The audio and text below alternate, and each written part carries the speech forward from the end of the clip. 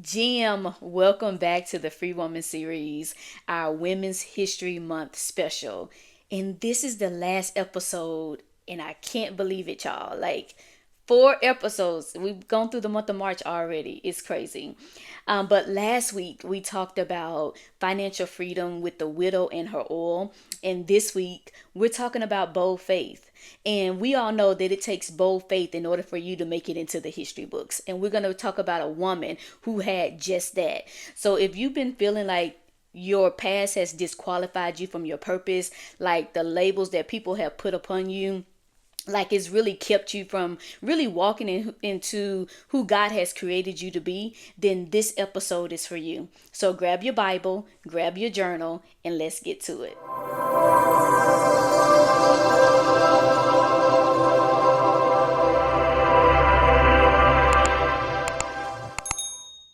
Welcome back. I am D. Latoya Matthews, your Freedom Ambassador. And y'all, we've been talking about 4 bold and perfect women from the Bible. And this last one is no exception. I am talking about Rahab today. And she was a prostitute in the land of Canaan. And she hid 2 spies who were coming to spy out the land for Joshua and them to move in. And she hid them from the king's men.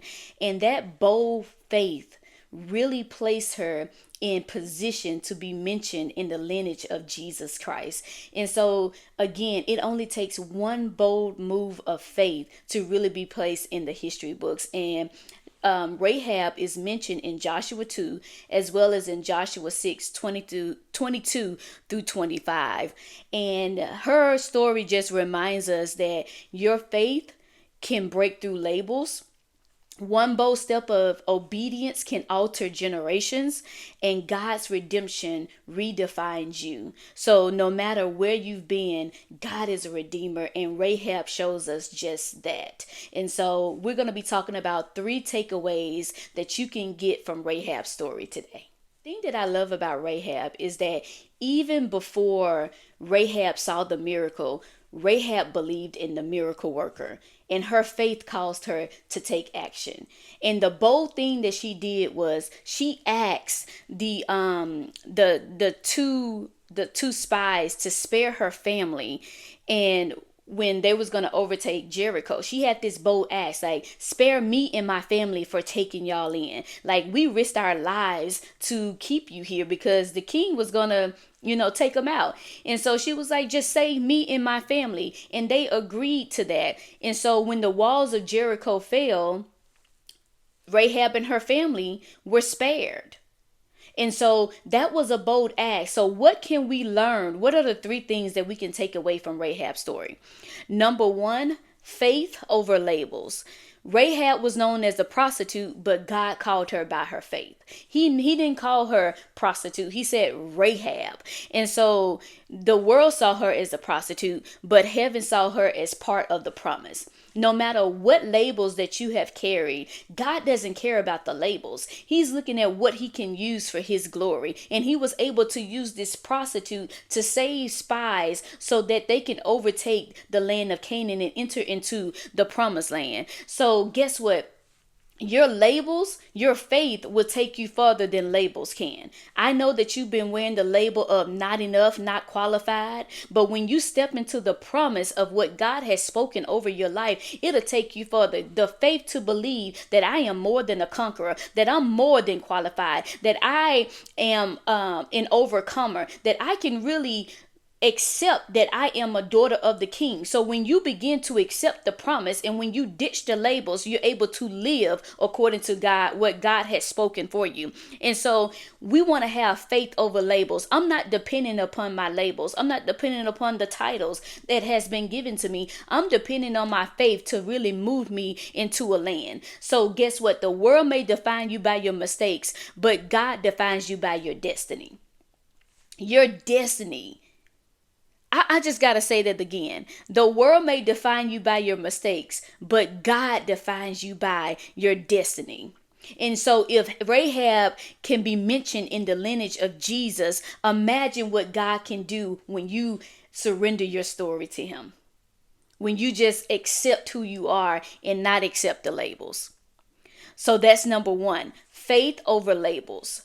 Number two, bold faith opens doors of redemption.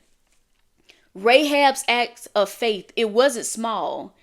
It was life threatening. They could have killed Rahab and her family for taking in these spies, but she risked her life. And guess what? Because she risked her life, she got a reward. Because she risked her life, there was redemption. So, knowing if they were going to get caught, they were going to be killed, but her boldness saved her. It didn't just save her, it saved her family. So, one bold step of obedience can open doors that you never could imagine. Are you willing to obey even if it's going to cost you your life? Are you going to obey even if it's going to cost you your comfort zone? Are you going to obey even if it costs you to be inconvenient at times? So your bold faith will open up doors of redemption. And so your risk is going to bring a reward, not only for you, but for your family as well. And so you're one bold yes away from a completely different legacy. What are you going to do to change the legacy? Are you going to say yes? Because your yes can bring about a different change. So that's number two. Bold faith opens doors of redemption. Number three, God restores and redefines. So Rahab's name could have been forgotten in Jericho. If she had never taken in those spies, if she would have said no to taking in the spies, her name would have just been left in Joshua 2 and Joshua 6 and not mentioned in Matthew in the lineage of Jesus. But because she chose to do the unthinkable, God placed her in history.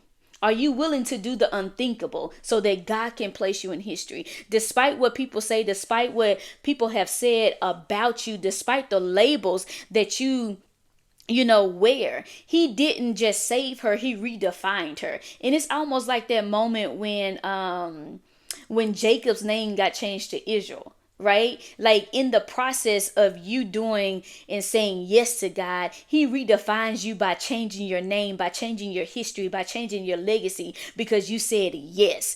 And so God's redemption doesn't just clean you, it crowns you.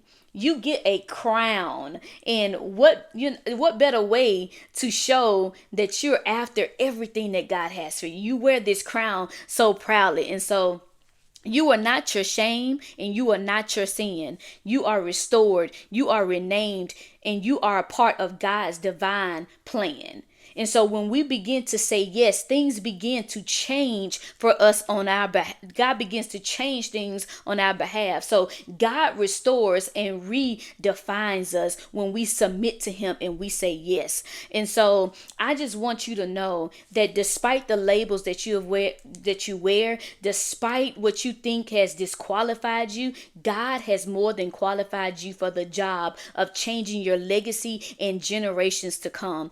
And so your past doesn't cancel your promise. Your past cannot cancel your promise. Your faith is more powerful than your labels, and God's redemption redefines you. And so if this has blessed you on today, I just need you to just drop redemption in the comments. I just need you to let me know how this has really blessed you. And so if you've ever felt unqualified or disqualified, Rahab's story is your reminder that God can do and take the unlikely and turn it into extraordinary. And so I want you to walk in bold faith. Have the bold acts. Do the bold things, because this is how we begin to shape and rewrite history. So until next time, be free, live free, and stay free. God bless.